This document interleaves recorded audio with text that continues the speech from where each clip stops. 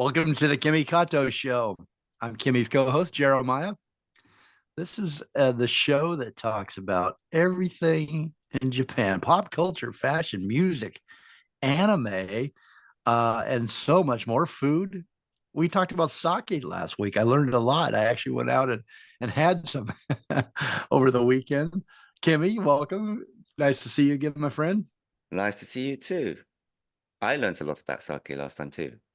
It Yeah, that was great, wasn't it? was fun. Uh, yeah, really good. I love that. I love learning a little bit more about it, and then even more going out and taking what I learned and Hmm. applying it. It was great. All right. Yeah. Hey, can I just before we get started, I want to Yes. hear about what we're talking about today. One of my favorite times of year right now, the Japanese cherry blossoms are blooming. Yes, indeed. Beautiful. Yes, indeed. So now April is the best, well, end of March to beginning first week of April is the best time to go to Japan if you are thinking about it. It's blossoming like crazy in Japan and it's absolutely beautiful. Are- Unfortunately for me though, I I have hay fever. oh And no. this time is the worst time for me to be in Japan, like beginning of March to April, when everything is blossoming from not, I'm not allergic to cherry blossoms, but I I was am gonna say allergic. I did No, yeah, I'm just, everything else yeah, though. yeah. And every time, and I actually forgot about having this hay fever because I had this since I was like in the 40s. And I went back after COVID to Japan. I completely forgot that this was the worst time to be in Japan. And I did that a couple of years ago. And I said, never again. Will I be back in Japan? Not in the No, springtime anyway, huh? no, no, You got to plan your trips around it. exactly. I used to get really bad, like I couldn't see and I couldn't breathe, and my Hmm. eyes were watering, and I would go from one cold medicine to the next, or one allergy medicine to the next, and then they would like eventually wear off. Mm. But now I don't really feel like I get it that bad. But cherry blossom trees are not No, something that you get they're fine. allergies. Well, for me anyways, I'm Yeah. fine with it. And I think you'd be fine. Most people are. I don't think there's anything that the cherry blossom release that could be an allergic pollen, but Mm. other things are blooming, so there are lots of pollens around during that time, and it's just for me, I'm just not prone for that. So I would not go back. Unfortunately, I won't. I will just. I'm happy seeing it on pictures and films, movies, because I've seen it so many Yeah, times, yeah. right? Well, I got to go check it out. I think I'd put up with allergies even if I get them to look at the cherry blossom trees once in my lifetime in Japan.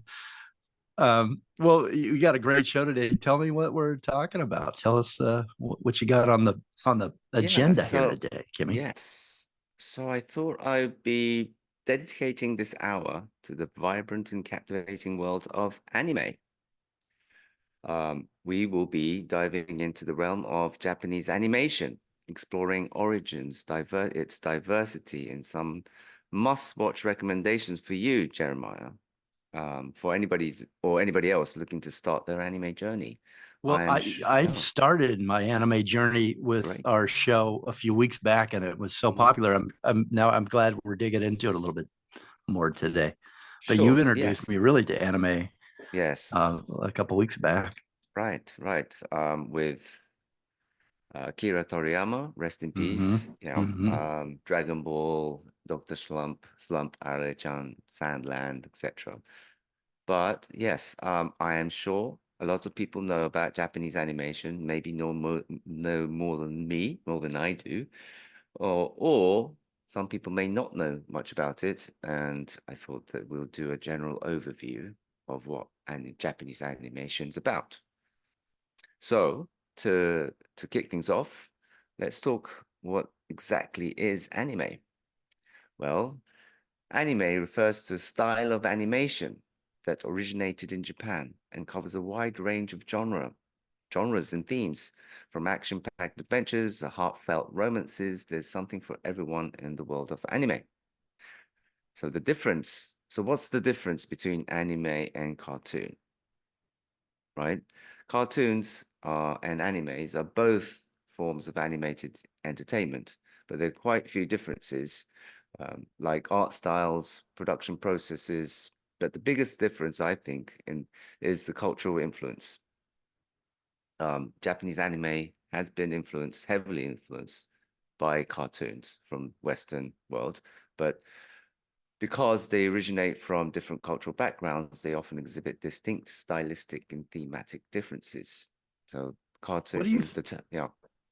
yeah, Kimmy, what do you think the biggest difference if they were influenced by Western cartoons? Is there a comparison that you could draw between, like, what are the biggest influences that maybe the anime borrowed from? Because if the artwork in anime to me feels much more complex and beautiful, than a So than a typical right. cartoon. But was it thematically mainly that they borrowed from? I think well, first of all, I think the creation of animated films were were founded or invented or like devised by Western culture. Um, and through that, the Japanese were heavily influenced by moving anime, right? Moving pictures, animation, really. So Japanese anime comes from the word animation. So animated pictures influenced Japanese creators. So basically, the way it was created was similar in the very beginning, and we'll go into that in a minute. But um, because the because everything that people create, content or music, even music, movies, films, it's always based on cultural influences, right? So when as soon as the Japanese started to create their own animation, it then deeply roots into the tradition, cultural values, and the way of life. And that's how, and obviously the way the people draw and epic these animes become different. So that's where it starts to kind of go on their own course, where Japanese would create their own kind of style and design, artwork, production processes, etc. So, cartoon obviously is animated works originating from Western cultures, particularly from North America, and deeply rooted in the Western animation tradition, reflecting Western cultural values, humor and storytelling, moral values, etc. With anime, it's specifically um, originating from the works that are originating from Japan. And there are obviously wide range of styles and distinct Japanese cultural influence, like norms, traditions, aesthetics, and it incorporates or often incorporates elements of Japanese mythology, history, society. So that's where things start to part. And anime tends to cover a broad spectrum of genres, targeting demographics, including from children to mature audiences. So there's something for everyone, and themes can range from action, romance, fantasy, science fiction, horror, and more. So anime is specific to Japan. Is that Yes, true? so I think there are lots of other countries that are creating anime, but when you say anime, it does refer to animated motion picture, I Mm, guess, from okay. Japan. Okay.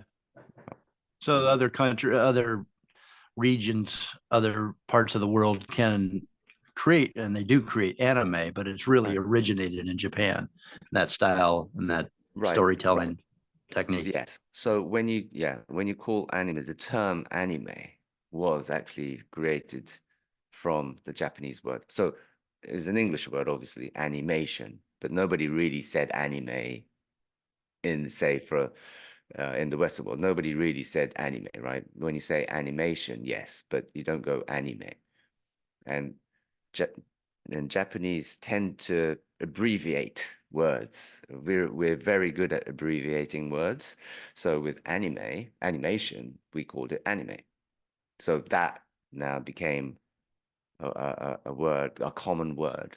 Got And it. then it then spread into the international world where when you refer to anime, it tends to be cartoons created in Japan or from Japan.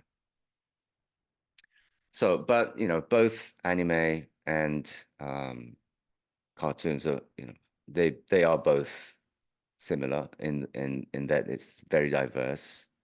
There's different genres, different themes, and with the globalization of and the popularity of anime outside of Japan, we are seeing influences in Hollywood movies too. I recently read an interesting article about Creed 3, on IndieWire, and quoting Michael B. Jordan, he was a longtime anime fan. Did you know that? Oh, I didn't know that, but I didn't know. No, I didn't know yeah. that. So yeah, it seems like there's a lot of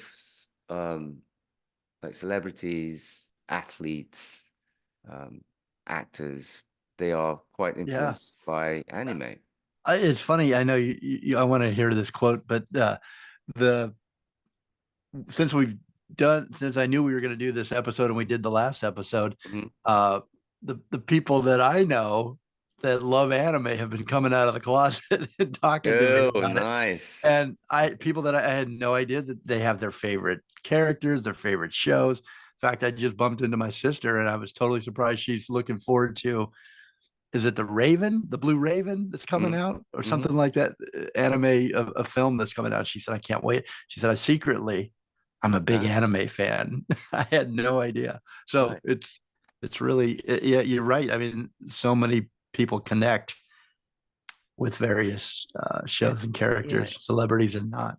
yeah. It's interesting when people kind of inhibit themselves, or like they don't like to say that they're anime fans because they tend to feel like, oh well, I'm not nerdy. Like anime fans are kind of nerds. It is perceived as so in Japan as well. So when you say I'm an anime fan, people go, "Ah, you're a nerd." In fact, but then That's interesting. Why is that? I have no idea. I have no, but I think because it goes into this specific world or realm where you kind of you dive in. Fantasy and Yeah. yeah. Yeah. So people that dive in deeper tends to be, I guess, a nerdy type.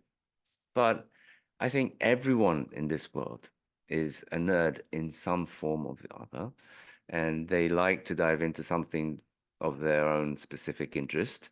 Some go into anime, some go into other things. But with anime, it tends to be seen or perceived as a nerdy type. I wonder if it's equivalent to like kids in the States that love Dungeons and Dragons. I Yeah, remember in something like high that. school, Yeah, yeah, like it's that games and fantasy anime. world. It's Yes, that correct. they Yeah. live in another Hmm. reality or they want to be in that other reality.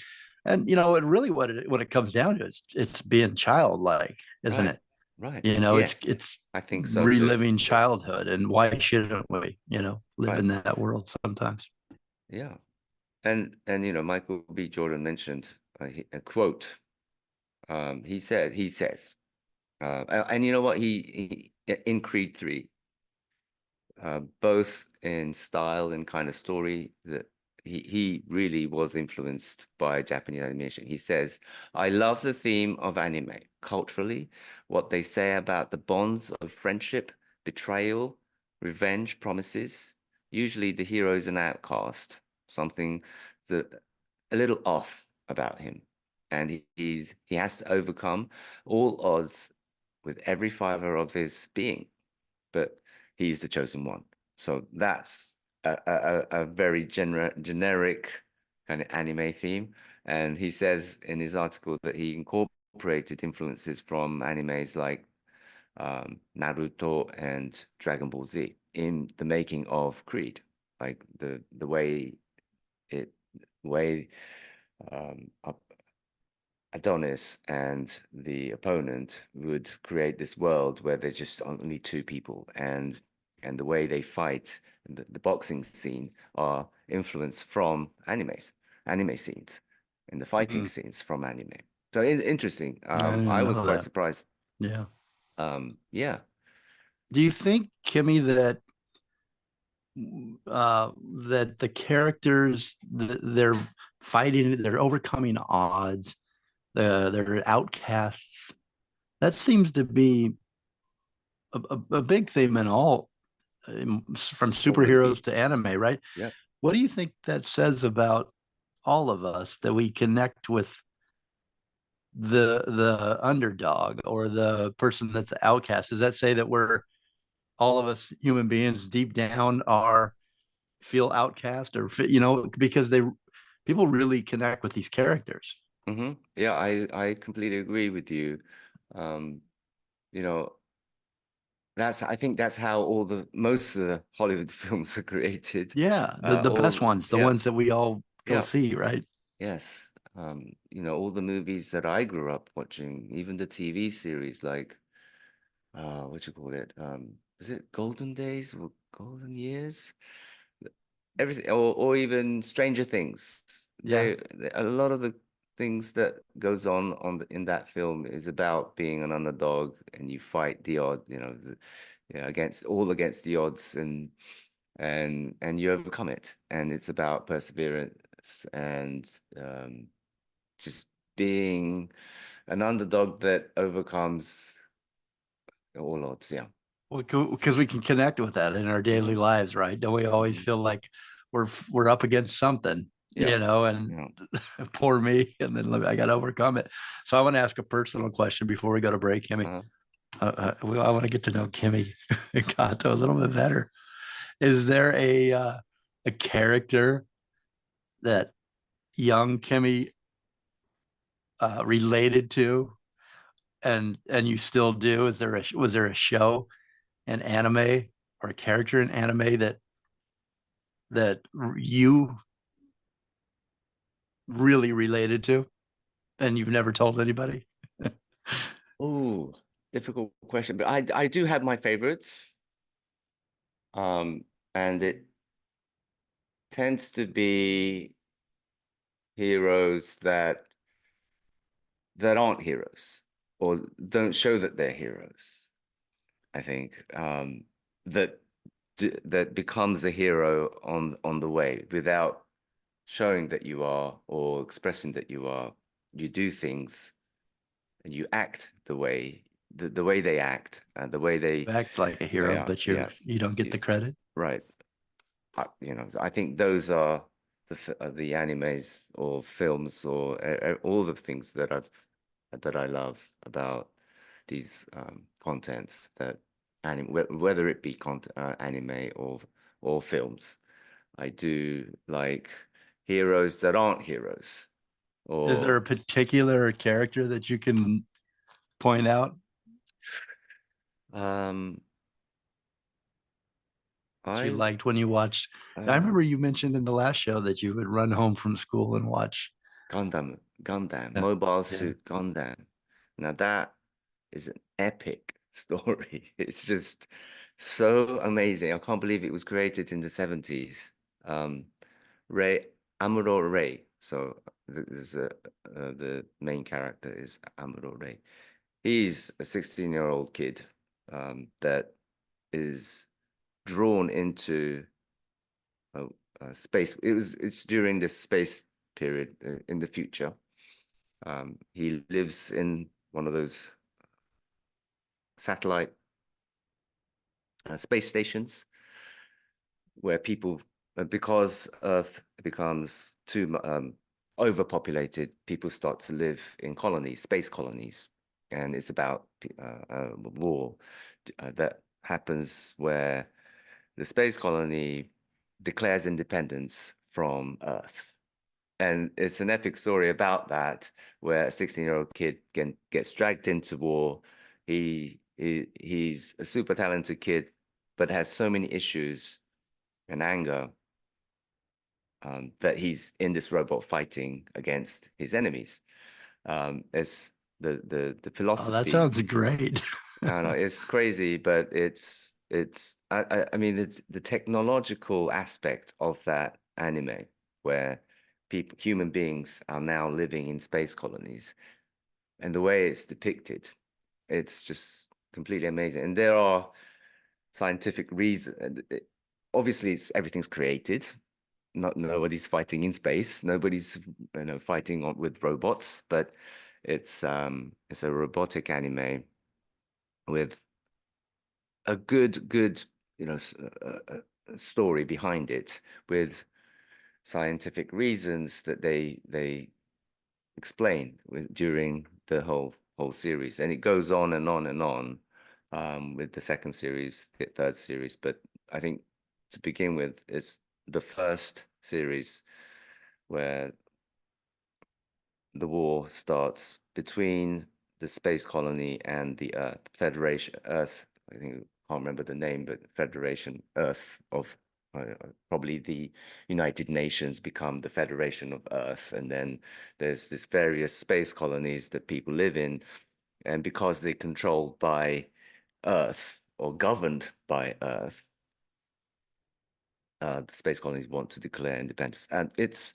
quite similar to the history of human beings, where I was people gonna say want, it right, sounds ahead of like, its time, way ahead of its yeah. time.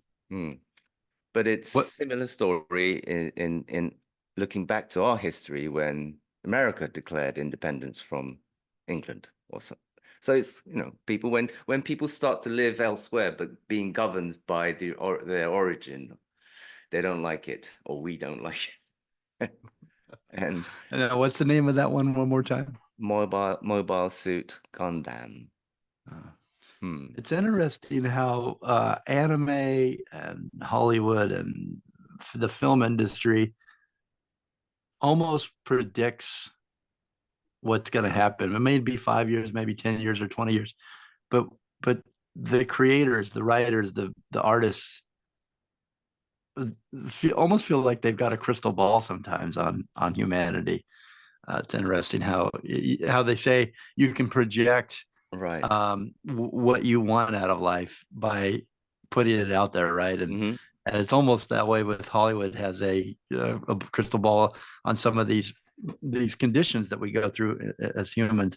And anime, you know what a testament to the human condition and some great storytelling. Well, we've got to take a break real quick, Kimmy. This is the KIMI KATO show. We're going to take you out to break. Kimmy chose this entire soundtrack as he always does. And man, you are turning me on to some really great music. And I've also had other people tell me that listen to the show, Kimmy, that they're really digging, getting to know Japanese artists. And I believe, correct me if I'm wrong, but the soundtrack today you picked all come from anime, Hmm. um, opening themes, closing themes.